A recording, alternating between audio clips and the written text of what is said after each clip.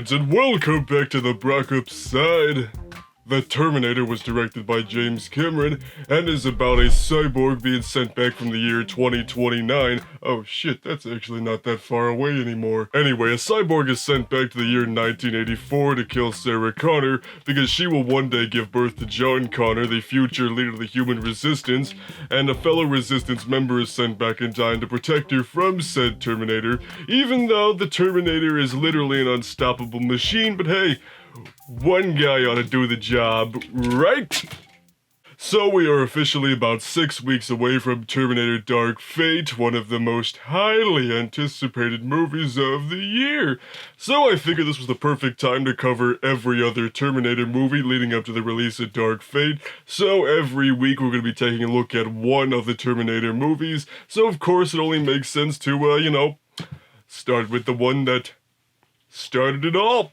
It'd be kind of weird if I did these out of chronological orders, so that's what we're gonna do. So, let's get into it.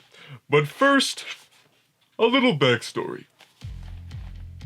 So, hot off the release of his latest directorial effort, Piranha 2: The Spawning, director James Cameron had a fever dream about a metallic torso crawling out of an explosion, and once he emerged from said dream, he was like, hey, this is an idea for a movie. So with the aid of sci-fi writer Bill Wisher, Cameron began to shape his idea into what would eventually become The Terminator. He then sold the rights to The Terminator for $1 to Gale Ann Hurd, under the one condition he would get to direct the movie as well, and at this point in time, James Cameron was so financially in the doo-doo hole that he was surviving off of Big Mac coupons that his mother would send him in the mail for buy one, get one, so he'd eat one the one day, and then save the other one for tomorrow. The original idea for the Terminator was that two Terminators were going to be sent back in time, one being of the, liquid metal persuasion, but Cameron felt that the technology just wasn't quite there to pull off that just yet, so he kind of shelved that idea and he would eventually realize that in Terminator 2.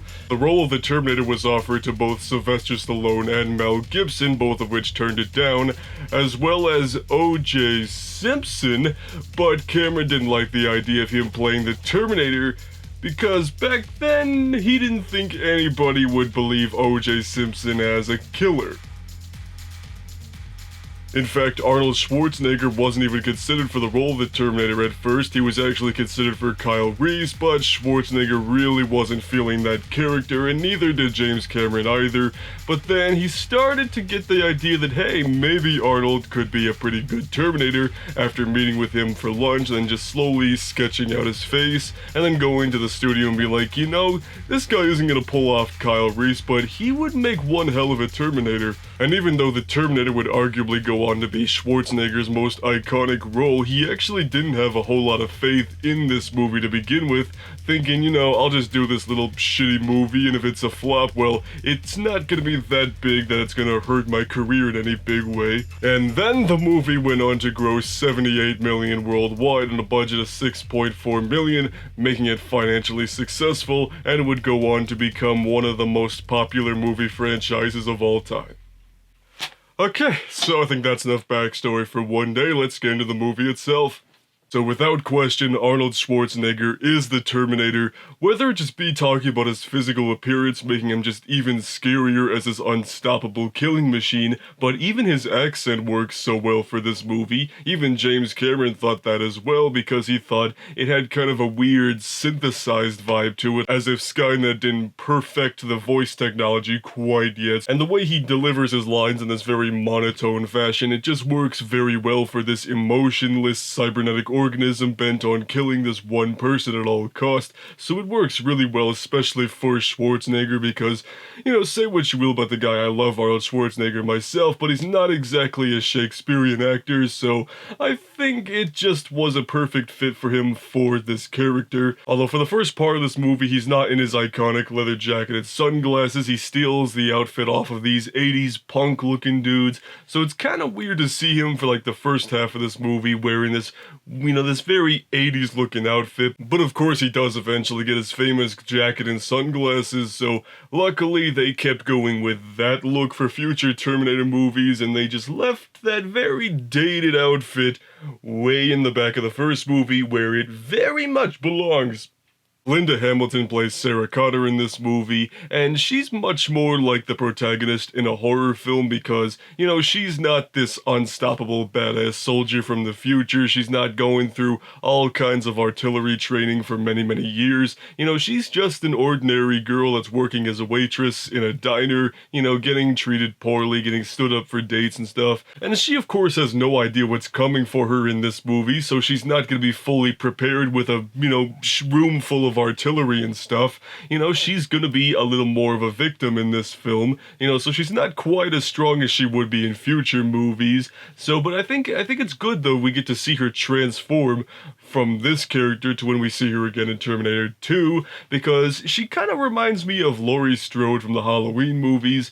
Laurie Strode in the first Halloween was this very timid girl who wasn't, totally outrageous and, wanting to party and get drunk and stuff. So you do feel for her a lot more than her other friends. You really want to see her survive by the end of the movie. And I think all of that applies to Sarah Connor very, very well here. In fact, this entire movie kind of just feels more like a horror film than it does a high-profile sci-fi action thriller type, because it's really more about like a serial killer that just happens to be a cybernetic organism from the future going around killing people off of a list, or a phone book in this case, which, it's the 80s, it was a very different time. And it lends itself to a lot of horror tropes like, very dark, contrasty lighting, jump scares, and just a lot of gruesome kills throughout the movie as well. In fact, the movie's also rated R, so you get to get away with a lot more stuff, like some blood and gore and a little bit of nudity in there. So I think that actually just works really well for this movie because, the budget wasn't exactly as high as future movies would be, so they kind of had to tell something a little more grounded. I think going the, kind of horror route was a very good way to go.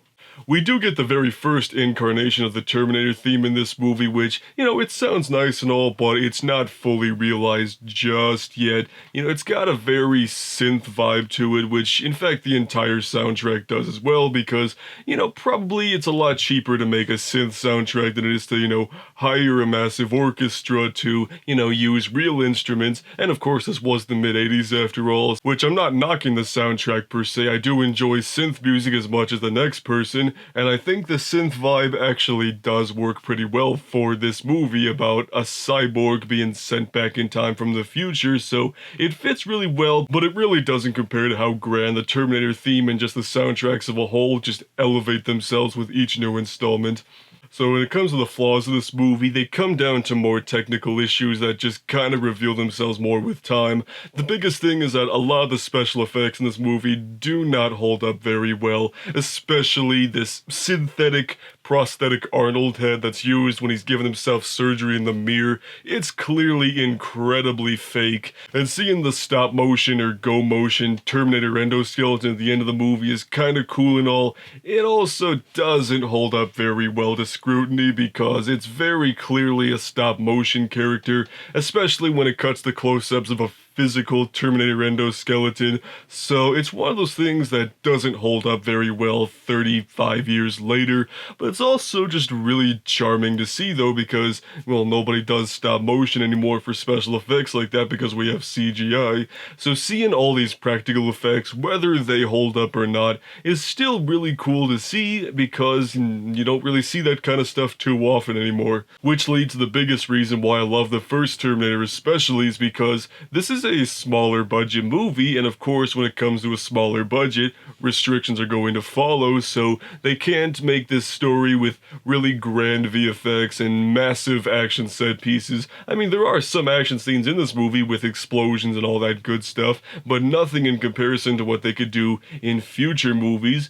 This movie was just something that James Cameron was really passionate about. This was just a movie that James Cameron really, really wanted to make. It was something he was incredibly passionate about, but back then James Cameron wasn't James Cameron, so he just kinda had to put it on the back burner, hoping, maybe if I do this project for this studio, they'll give me the money to make this Terminator movie I really want to do. And even though that nobody had any faith in this movie to begin with, it went on to be a pretty big success and led to some of the most iconic movie moments of all time. This first Terminator was a passion project through and through that went on to make a lot of money and spawned one of the most famous movie franchises in history. So that's really kind of the best passion projects. So all in all, The Terminator was a solid movie that would lay the groundwork for something even greater. And then it would just kind of be like that, and then just... But we'll get into that within the next few weeks. So, those are my thoughts on The Terminator. Be sure to look out for my Terminator 2 review very soon. But anyway, if you guys have seen this movie, or if you think we should be concerned because we're only a decade away from 2029 and we need to be ready for when the cyborgs attack, leave a down below, and we'll see you on the Brockopp. See ya. Ow.